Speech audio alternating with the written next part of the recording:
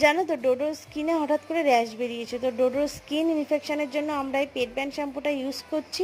এটা ডগিদের স্কিন ইনফেকশনের জন্য ভীষণ উপকারী একটা শ্যাম্পু।